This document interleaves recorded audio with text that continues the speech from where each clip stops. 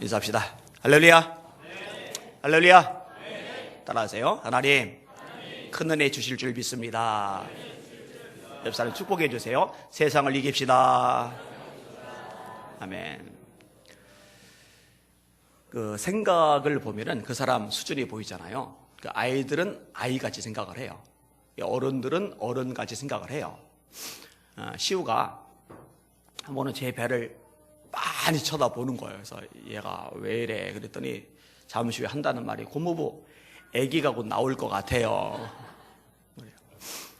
애니까 애 같은 생각을 하는 거예요. 시우가 그 말을 하니까 제가 이제 웃어 넘기지, 만약 여기 낙훈이가 저보고 목사님 배에서 애기가 나올 것 같아요. 야, 네가 애냐? 그런 생각하게 이렇게 말을 들을 거예요. 이게 나이대에 따라서 생각이 다른 거죠. 근데 문제는 이제 어른이 되어도 생각이 애 같으면 문제가 되는 거죠. 성인 아이라는 용어까지 있잖아요. 몸뚱이는 어른인데 생각이 어린아이 같은, 정서적으로 성장할 기회를 얻지 못한 가련한 사람들인 거죠. 치유가 필요하고 이제 회복이 필요하죠. 근데 여러분 아시다시피 생각을 어떻게 하느냐에 따라서요, 운명이 달라진다는 거죠. 전에 한번 얘기한 적이 있어요. 한 왕이 꿈을 꿨는데 꿈 내용이 별로 마음에 안 들어요. 이빨이 하나씩 빠지더니 다 빠지는 꿈이에요. 너무 마음이 안 좋아요. 그래서 신하들 통해서 꿈을 잘 해석한다는 사람을 불러들였어요. 그래서 해몽가가 와서 꿈을 해석해 주는데 이렇게 해석해 줍니다. 임금님이 아끼는 주변 사람들, 친척들, 그들이 하나씩 다 죽어가고 마침내 임금님만 혼자 남게 되는 꿈입니다. 너무 기분이 나빠요. 처형시켜버렸어요. 또 다른 해몽가를 불러들였는데 이 해몽가가 와서 이렇게 설명을 합니다. 임금님이 주변에 가까운 사람들, 친척들, 그 모든 사람들보다 가장 오래 사시는 장수의 복에 대한 꿈입니다. 임금님이 기분이 너무 좋아서 상을 잔뜩 줬어요. 네, 여러분 보세요.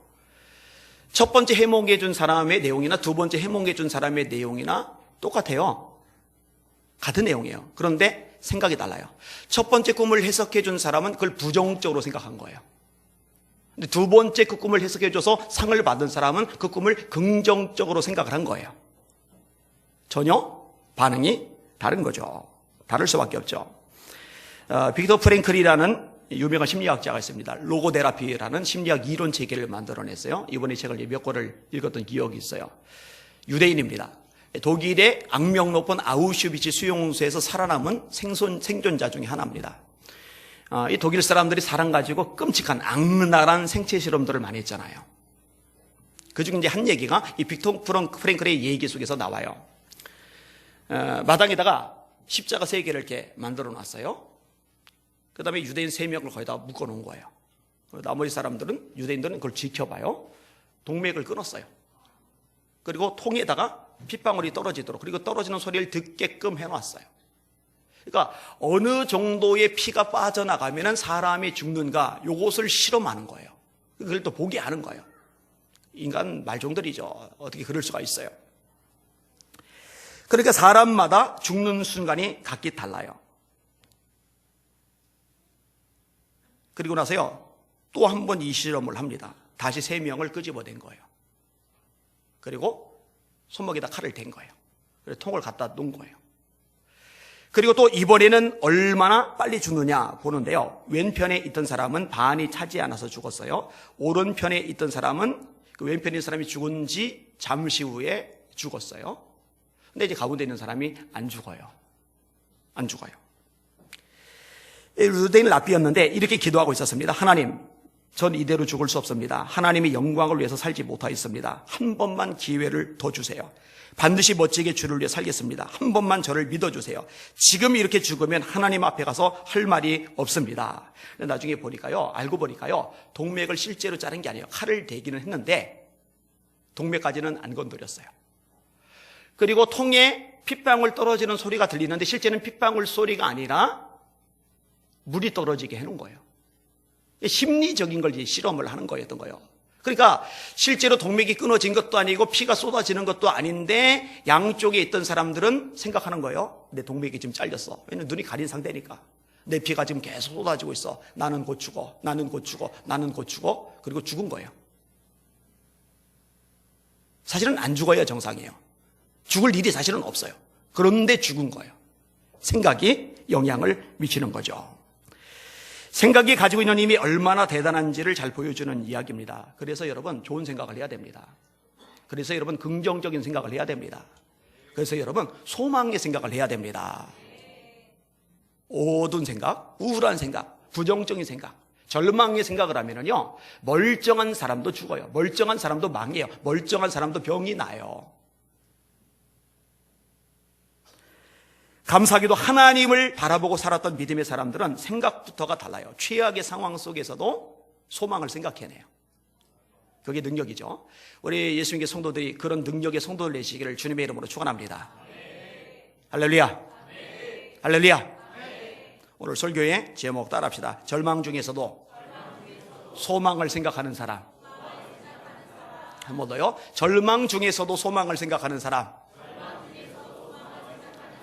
그렇게 되시길 주의 이름으로 축원합니다. 자, 성경 내용을 좀 많이 읽을 건데 앞장으로 좀 넘어가 보세요. 앞장 15장 1절에서 6절까지를 같이 읽겠습니다. 한 목소리로 시작. 이후에 압살롬이 자기를 위하여 병거와 말들을 준비하고 전배 50명을 세우니라.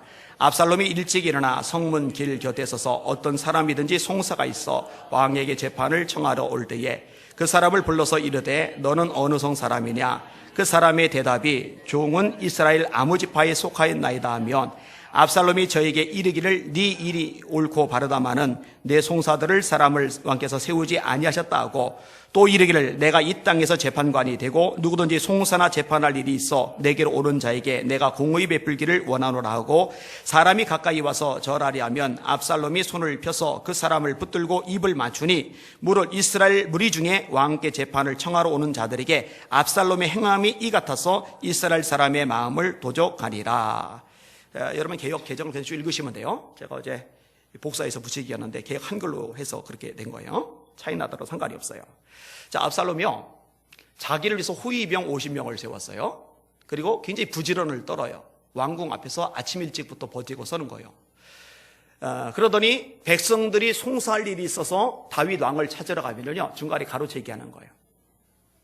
두 가지 이야기를 하는데 하나는 왕에 대해서 흠집을 잡는 이야기입니다. 어떤 이야기 하느냐? 이렇게 얘기해요. 네 송사 들을 사람을 왕께서 세우지 않으셨다. 뭔 얘기예요? 왕 너희들에게 관심 없어. 너희들이 억울하든 힘들건 불편하건 별 신경 안 써. 너희들 송사 들을 만한 사람 안 세우셨어. 이간질하는 거예요. 그 다음에 자기 자신에 대해서는 PR을 합니다. 누구든지 송사나 재판할 일이 있어 내게로 오는 자에게 내가 공의 베풀기를 원하노라. 언제? 내가 왕이 되면. 그러니까 이 백성들이 얼마나 황송해요. 왕자님께서 직접 그렇게 약속의 말씀을 해주니까 엎드려 절을 하려고 그래요. 그러면요, 얼른 일으켜요. 나한테 절하지 말라고. 그리고 입을 맞춰요. 그 당시 문화예요. 풍습이에요. 그만큼 겸손한 태도를 보이는 겁니다. 이거 다 쇼죠, 쇼예요. 백성들의 마음을 가로채려는 목적으로 쇼를 부리는 거예요. 그래서 이것을 가리켜서 성경은 뭐라고 말씀하느냐? 사람의 마음을 도적하니라. 우리에게서는 뭐 그런 부교육자 없었습니다만 부교육자들 중에 교인들이 이렇게 다 와서 막 속 얘기를 하면은 두 가지, 은근히 담임 목사님 이제 디스를 하고, 그리고 은근히 자기 PR을 하고, 이렇게 해가지고 분열시켜서 쪼개서 교회 개척하고, 이런 사람들이 있어요. 이런 사람들 얘기를 들으면요, 제가 명단을 다 달라고 그래요. 목사님한테, 그 지역의 지방의 목사님한테. 그 사람 명단은 제가 휴대폰에 다 기록을 해놨어요. 그런 사람하고는 제가 앞으로 절대로 상종을 안 합니다. 그런 사람을 표현할 때 쓰는 말이 있어요. 압살롬 같은 놈. 그 압살롬이에요, 압살롬. 사람의 마음을 도둑질하는 거죠. 나쁜 거죠. 근데요, 제가요, 압살롬보다 더 이해가 안 되는 사람들이 있는데요. 백성들입니다, 백성들. 여러분, 다윗은 그들에게 구원자입니다. 모압에게 시달렸죠. 암몬에게 시달렸죠. 블레셋에 시달렸죠. 아람에 시달렸죠. 조공 갖다 바쳤죠. 뺏겼죠. 막 비참하게 살았어요. 그런데 다윗이 왕이 되고 나서요, 다 구원해냈어요. 모압이 조공바치고 아람이 조공바치고 암몬이 조공바치고 블레셋이 손바짝 들고 시대 역전, 상황 역전. 백성들이요 다윗 때문에 얼마나 은혜를 많이 입었는지 몰라요. 다윗을 얼마나 좋아했는지 몰라요. 그럼 사람이 좀 심지가 굳어야죠. 이게 초지일관이어야죠. 좋아하고 존경하고 막 사랑하고 다윗 왕 최고. 이게 끝까지 가면 좋은데요. 누가 살살살살 하니까요 쏙 넘어가요. 이게 쏙 넘어가요. 맞아, 우리 다윗 왕이 좀 문제가 있어. 내가 억울한데 이렇게 힘든데 우리한테 관심이 없어.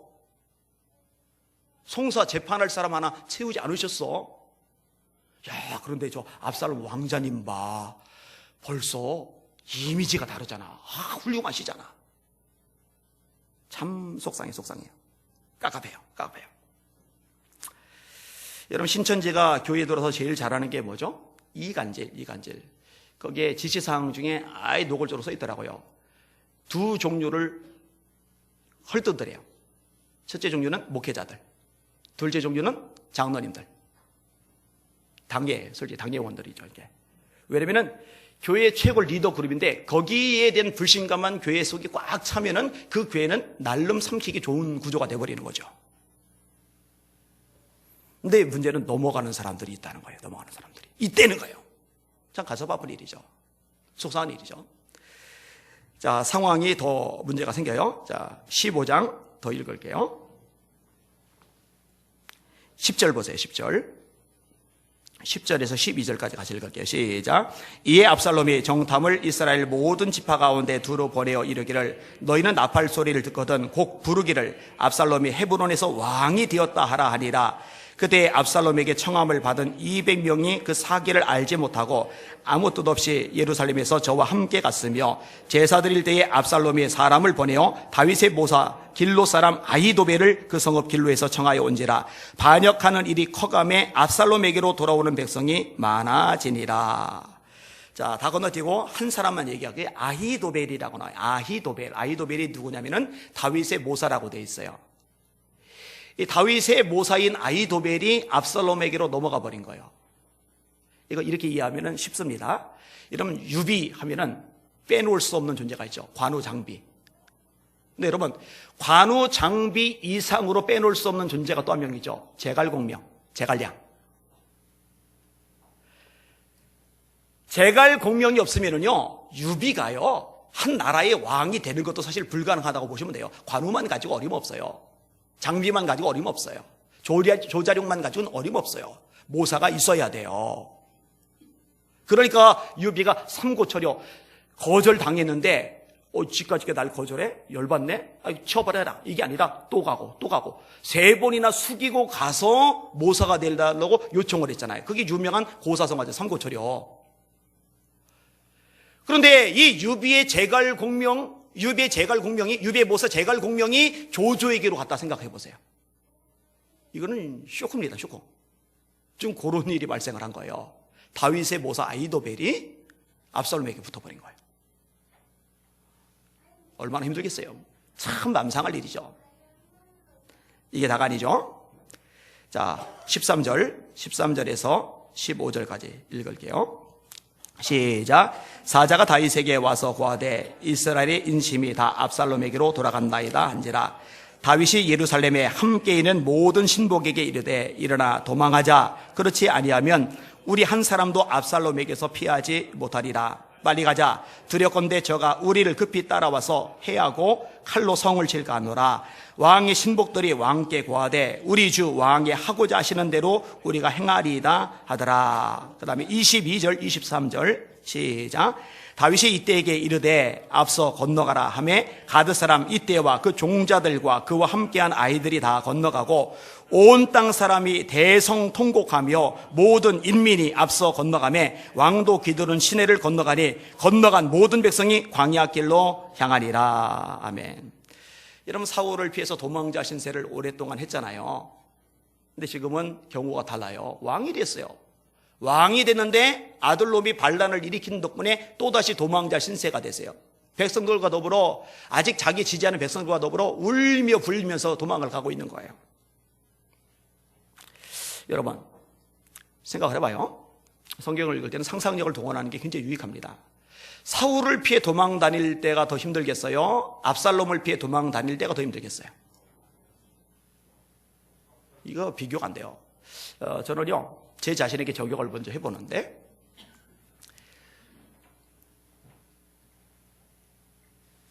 제 신이가 저 죽인다고 칼 들고 덤벼든다고 생각을 해봐요. 끔찍하죠? 백성들이 그렇게 한 거잖아요, 지금. 근데 제 신이가 칼 들고 저를 죽인다고 쫓아다니는 게 제가 더 슬프겠어요? 우리 효빈이가 칼 들고 저 죽인다고 쫓아다닐 때가 더 힘들겠어요? 여러분, 그거는 비교가 될 수가 없어요. 사울이 죽이려 쫓아다닐 때하고 아들이 죽인다고 쫓아올 때하고 이거는 상황이 달라요. 이거요, 완전 멘붕에 빠집니다. 이 정도 되면요. 칼 들고 죽이는 거 둘째 치고요, 대놓고서 공격을 해보세요, 자식이. 대놓고서 적대적인 태도를 보여보세요. 그 눈빛이 쌀벌한 거예요. 그 입에서 나오는 말에 독설이 꽉 찬 거예요. 얼굴 표정이 마귀사천인 거예요. 아들놈이, 딸이, 아버지 보고. 이거 감당 안 됩니다. 자식이 속만 썩이도 힘든데 대적자가 돼보세요. 지금 다윗이 겪고 있는 상황이 지금 그런 상황인 거예요. 그러니까 여러분, 쭉 문장으로 읽어나가면 와닿질 않아요. 근데 내 얘기로 대비해서 생각을 해보면 이게 확 와닿아요. 거기다가네요, 속을 후벼 파는 소식이 또 생겨요. 사무엘하 16장으로 넘어갑니다. 자, 1절에서 4절까지 같이 읽을게요. 시작. 다윗이 마루턱을 조금 지나니 무비보셋의 사환 시바가 안장 지은 두 나귀에 떡 200과 건포도 100송이와 여름실과 100과 포도주 한 가죽 부대를 싣고 다윗을 맞는지라. 왕이 시바에게 이르되 네가 무슨 뜻으로 이것을 가져왔느뇨? 시바가 가로되 나귀는 왕의 권속들로 타게 하고 떡과 실과는 소년들로 먹게 하고 포도주는 들에서 곤비한 자들로 마시게 하려 함이니이다. 왕이 가로되 네 주인의 아들이 어디느냐? 시바가 왕께 고하되 예루살렘에 있는데 저가 말하기를 이스라엘 족속이 오늘 내 아비의 나라를 내게 돌리리라 하나이다. 왕이 시바더러 이르되 무비보셋에게 있는 것이 다 내 것이니라. 시바가 가로되 내가 저러나이다. 내 주 왕이여 나로 왕의 앞에서 은혜를 입게 하옵소서 하니라. 아멘. 무비보셋이라는 사람이 등장하는데 다윗이 끔찍하게 아끼던 친구 요나단의 아들입니다. 전쟁이 날 때 유모가 무비보셋을 안고 가다가 떨어뜨렸어요. 무비보셋이 5살 때입니다. 근데요, 두 다리가요, 그때 망가져요. 양쪽 다 쩔뚝거리게 돼요. 자, 다시 드디어 왕이 됐어요. 원래 새로 왕이 된 사람은요, 전 왕조 사람을 살려주지 않습니다. 역사를 보세요. 왜 살려주지 않는지 아세요? 전 왕조 왕가 사람은 반란의 뿌리가 되거든요. 반란의 불씨가 되거든요. 이건 꺼버려야 돼요. 그러니까 다윗 입장에서요, 무비보셋은 엄밀히 말하면 살려둬서는 안 될 존재인데 요나단을 생각하니까 그럴 수 없는 거예요. 내가 요나단을 위해서 그에게 은총을 베풀리라 그러더니요, 불러들여요. 그리고 어떤 조치를 취했는지 아세요? 사울 왕, 전 왕조의 왕인 사울이 가졌던 그 어마어마한 영토 땅 있잖아요. 이건 원래 다윗 것이에요. 그리고 다윗은 왕이 된 지 얼마 안 되니까 사울이 가졌던 그 어마어마한 땅만큼 땅을 가지고 있지를 못해요. 그런데요, 그거 욕심을 안 내고요, 무비보셋 이 땅 네가 다 가져, 통째로 줘버렸어요. 여러분, 이거 안 쉬운 거 알죠? 내 땅보다 더 큰 땅인데 죽여 마땅한 존재한테 다 줘버린 거예요. 여러분, 돈 재산 걸려봐요, 부동산 절대 쉽게 못 줍니다. 옛날이나 지금이나 똑같아요. 우리나라 외국이나 똑같아요. 다 줬어요. 거기다가네요, 사울 밑에서 종로로 타던 시바가 있는데 오늘 본문에 좀 전에 등장을 했죠. 이 시바와 그 시바가 또 건너리고 있는 종들이 있어요. 이 종들을 몽땅 무비보셋에게 붙여줘서 무비보셋을 시종들게 만들어요. 거기다가네요, 왕궁, 왕이, 왕자들이 밥 먹는 그 자리에 이 무비보셋도 같이 식사를 하게 해줘요. 여러분, 반란의 불씨가 될 수 있는 사람 밥 먹을 때 같이 놓으면은 그때는 호위병들도 손 못 써요. 이 무비보셋이 엉뚱한 마음을 품으면 거기서 독침이라 해서 훅 하고 불면은 어떻게 해요? 그러니까 엄청난 일을 해준 거예요. 근데 이 무비보셋에게 붙여줬던 시바가 도망가는 다윗을 찾아오더니 다윗이 네 주인의 아들은 어디 있느냐, 무비보셋 어디 있느냐 물어보니까 이 시바가 한다는 소리가 조금 전에 읽은 내용 그대로예요. 이스라엘 족속이 오늘 내 아비의 나라를 내게 돌리리라 하나이다. 배신했다는 얘기를 듣는 거예요. 근데 정확하게 말씀드리면 무비보셋은 아버지하고 똑같아요. 의리가 있어요. 배신 안 합니다. 다윗이 무사히 돌아올 때까지요, 수염도 안 걷고요, 씻지도 않고요. 다윗 왕이 들판에서 노숙 생활하는데 수염 어떻게 깎아요? 노숙 생활하는데 어떻게 씻어요? 발도 안 깎고요. 다윗 왕 고생하시니 나는 다리가 양쪽 다 절어서 못 쫓아갔지만 나도 고생 같이 하자. 그렇게 고생을 하고 있어요. 그런데 다윗은 그걸 몰라요. 시바 말만 들을 수밖에 없는 거예요. 근데 아무튼 지금 너무너무 처참하고 속이 뒤집어질 만한 상황인데 시바 통해서 무비보셋이 그렇게 사랑해주고 그렇게 아껴주고 그렇게 은혜 베풀고 그렇게 관심 가져줬던 아들처럼 여겨줬던 무비보셋조차 등 돌렸다는 얘기를 지금 들은 거예요.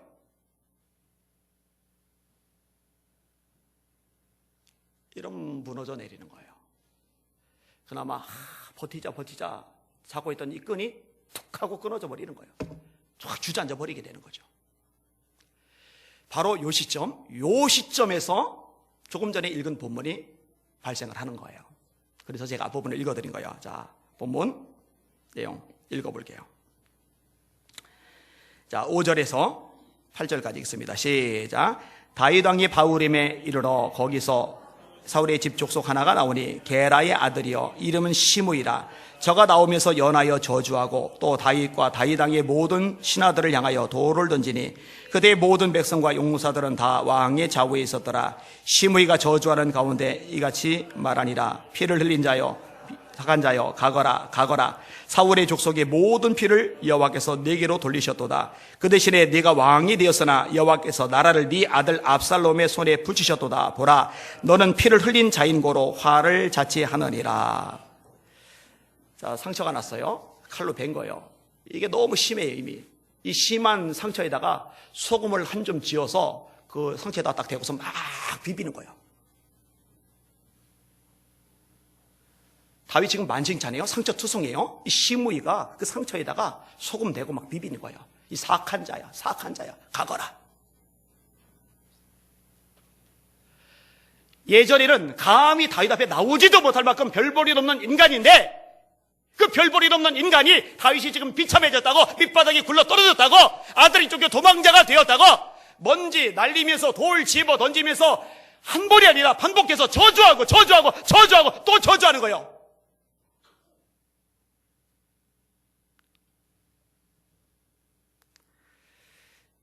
여러분이 사업을 해요. 부도 났어요.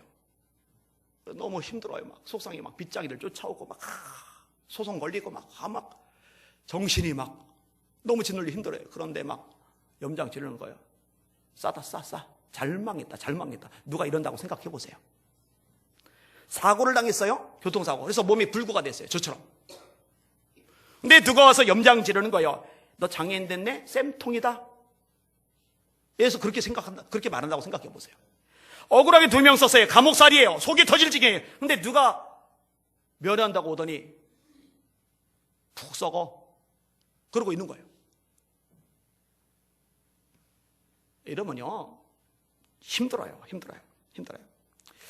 여러분, 하나님의 사람이라고 믿음이 좋다고 안 힘든 게 아니에요. 여러분, 믿음이 정말 좋은 예레미야. 그렇게 믿음이 좋은데 너무 힘드니까 탄식하죠. 내 생일이 저주를 받았다면, 나의 어미가 나를 생산하던 그날이 복이 없었다면, 나의 아비에게 소식을 전하여 이르기를 네가 생남하였다여 아비를 즐겁게 하던 자가 저주를 받았다면, 그 사람은 여호와께서 회파하시고 후회치 아니하신 성읍같이 되었다면, 그로 아침에는 부르짖는 소리, 낮에는 떠드는 소리를 듣게 하였다면, 내가 어찌하여 태에서 나와서 고생과 슬픔을 보며 나의 날을 수욕으로 보내는 거,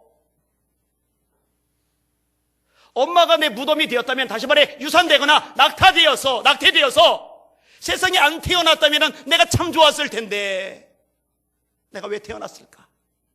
내가 왜 세상에 태어나서 고생과 수욕으로 이렇게 하루하루 인생을 연명해야 되나? 그 믿음 좋은 예레미야도 힘든 거예요. 힘든 거예요. 여러분, 이 압살롬에게 도망 다닐 때 썼던 시가 시편 3편입니다. 1절 2절에 이렇게 고백을 합니다. 여호와여 나의 대적이 어찌 그리 많은지요. 일어나 나를 치는 자가 많으니이다. 많은 사람들이 나를 대적하여 이르기를 그는 하나님에게 구원을 받지 못한다나이다. 저 인간은 하나님의 사랑받는 존재가 아니야. 하나님이 구원해 주지 않을 거야. 망하고 말 거야. 사람들이 하나님 그렇게 말합니다. 이야기를 하고 있는 거예요. 그런데요, 이런 절박한 상황 속에서도 생각이요 반듯해요. 이 생각을 절대로 악한 것에게 넘겨주질 않아요. 나는 끝났어. 비참해. 지금 함께 붙어있는 동료들도 결국 등을 돌릴 거야. 아들까지 등 돌렸는데, 아들까지도 창을 겨눴는데, 아들까지 나를 죽인다고 반란을 일으키는데, 지금 붙어있는 이놈들 떡고물 떨어질 거 더 이상 없으면 결국 등을 돌릴 거야. 내가 칼을 겨눌 거야. 다 끝났어. 이렇게 생각하지 않는다는 거죠. 자, 시므이가 막 저주하고 소리 지르고 난리를 치니까 다윗의 부하 중에 아비새가 열이 받는 거예요. 아비새가 제안을 합니다. 9절을 읽을게요. 9절 시작. 스루의 아들 아비새가 왕께 여짜오되 이 죽은 개가 어찌 내 주 왕을 저주하리까? 청컨대 나로 건너가서 저의 머리를 베게 하소서. 여러분 보성사나 같으면 이럴 때 어떻게 나오겠어요? 그래 가 죽여버려 저거. 그죠? 그렇게 말할 만하잖아요. 대다수는 감정의 종이니까, 기분의 종이니까. 그런데 다윗이요 그렇게 말하질 않아요. 아주 중요한 두 가지 내용이 나오는데 그것을 조금 살펴보고 정리를 할 겁니다. 자, 10절, 11절 읽어보세요. 시작. 왕이 가로되 스루의 아들들아 내가 너희와 무슨 상관이 있느냐? 저가 저주하는 것은 여호와께서 저에게 젖을 저주하라 하심이니 네가 어찌 그리하였느냐 할 자가 누구겠느냐 하고, 또 아비새와 모든 신복에게 이르되 내 몸에서 난 아들도 내 생명을 해하리 하거든 하물며 이 베냐민 사람이랴 여호와께서 저에게 명하신 것이니 저로 저주하게 버려두라. 제가 다시 읽을게요. 들어보세요. 저가 저주하는 것은 여호와께서 저에게 다윗을 저주하라 하십니다. 여호와께서 저에게 명하신 것이니 저로 저주하게 버려두라. 여기서 다윗의 아주 중요한 생각이 나오는데, 내가 재수 없어서, 내가 운이 나빠서, 인생 참 꼬여서 이 꼴 당하고 있어가 아니라 이 모든 것들도 하나님의 손에 있어. 이게 다윗의 생각이에요. 잘 들으세요. 내가 운이 나빠서 재수 없어서 주변에 인간 잘못 만나서, 남편 잘못 만나서, 아내 잘못 만나서, 뭐 잘못 만나서 그러면요 그 사람 믿고 저주 생기고 막 분노가 일어나고 막 보복하고 싶고 막 이렇게 돼요. 그런데 이 모든 것들조차도 다 하나님의 섭리 속에 있어라고 생각하게 되면요 그런 응어리를 녹여버릴 수가 있게 돼요. 아까 처음에 얘기했죠. 생각은 수준을 드러낸다고. 요셉도 똑같잖아요. 형들이 날 팔아먹었어. 그 인간 같지도 않은 것들. 어떻게 동생을 돈 주고 팔아먹어? 죽일 놈들. 내가 얼마나 생고생했는지 알아? 노예가 됐어. 감옥에서 누명 쓰고 옥살이 할 때는 정말 이가 갈렸어. 그냥 두지 않을 거야. 다 죽여버릴 거야. 이렇게 생각하지를 않아요. 여호와께서 나를 먼저 보내셨다. 그게 창세기 45장의 요셉의 생각이죠. 여러분의 생각이 수준이 높아질 수 있기를 예수님의 이름으로 축원합니다. 솔직히 생각해 보자고요. 우리 인생이 하나님의 손에서 벗어나는 게 있어요? 없잖아요. 하나님의 섭리 속에 우리가 머물고 있잖아요. 하나님의 불꽃 같은 눈동자로 저와 여러분을 지켜보고 계시잖아요. 이것을 명확히 하시는 보기는 여러분들 되시기를 주님의 이름으로 축원합니다. 그러니까 현상, 상황, 문제, 장애물, 고통, 시련 이것만 보면 힘들어요. 안 보일 수는 없어요. 그래서 다윗도 힘들어한 거예요. 그래서 예레미야도 힘들어한 거예요. 그러나 그것만 보지 않고 하나님의 섭리 속에서 생각하는 거예요. 자, 또 하나 중요한 것이 나오는데, 자, 말씀 봐볼게요. 12절 볼게요. 12절 시작. 혹시 여호와께서 나의 원통함을 감찰하시니 오늘날 그 저주 까닭에 선으로 내게 갚아주시리라 하고. 자, 따라합시다. 선으로 내게 갚아주시리라. 뭘 여기서 어떻게 제기를 해요? 여기서 어떻게 새로운 가능성을 찾아요? 끝난 거예요, 끝난 거. 다윗 정도 되면 이미 끝난 거예요. 그런데 다윗은 그렇게 생각하지 않아요. 하나님이 선으로 갚아주실 거야. 이거를 다른 사람들에게 이야기까지 해요. 하나님이 갚아주실 거야. 하나님이 선으로 갚아주실 거야. 따라해 봅시다. 하나님이 나를 일으켜 주실 거야. 믿으시면 아멘. 믿음으로 따라하세요. 하나님이 우리 가족을 축복해 주실 거야. 믿으시면 아멘. 따라하세요. 하나님이 우리 교회를 놀랍게 사용해 주실 거야. 믿으시면 아멘. 선언하세요. 다윗의 시편 1절 2절 낙심으로 시작이 됐어요. 나의 대적이 왜 이렇게 많습니까? 하나님, 사람들이 말합니다. 저는 하나님께 도움을 받지 못한다, 구원받지 못한다 말합니다. 이게 2절까지인데 3절에 다윗이 생각을 또 바꿔먹어요. 여호와여, 주는 나의 방패시요 나의 영광이시요 나의 머리를 드시는 자니이다. 내가 지금 머리가 꺾였지만, 숙여졌지만, 절망과 좌절이 빠져있지만 하나님, 당신은 내 머리를 들어주시는 분입니다. 내가 나의 목소리로 여호와께 부르짖으니 그의 성산에서 응답하시는도다. 내가 누워 자고 깨었으니 여호와께서 나를 붙드심이로다.